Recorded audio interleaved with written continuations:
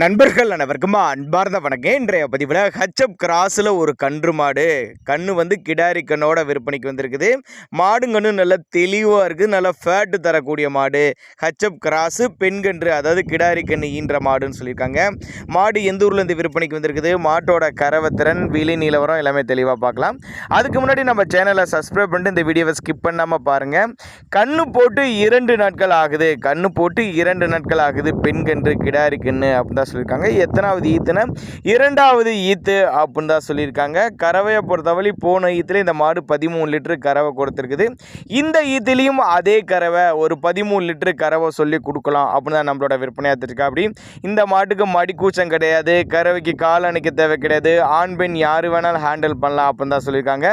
100% fat எதிர்பார்க்கலாம். 13 litre கறவையில் பெண் கன்று கிடாரி கன்று ஈன்ற மாடு ஹெச்எப் கிராஸில்.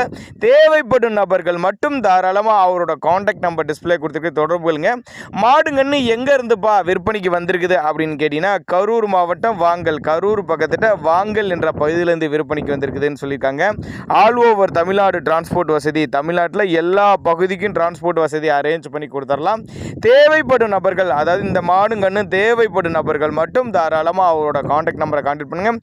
ரொம்ப கம்மி பட்ஜெட்டு தான், அனுசரித்து பண்ணி கொடுத்துடலாம் அப்படின்னு தான் நம்மளோட விற்பனை அதை தெரிவிச்சிருக்கா. அப்படி இதுபோல் விற்பனை பதிவு உங்கள் மாட்டுக்கும் வேணும் அப்படின்னு நீங்கள் நினச்சிங்கனாக்கா நம்மளோட சேனலோட நம்பர் நீங்கள் தாராளமாக கான்டாக்ட் பண்ணுங்கள்.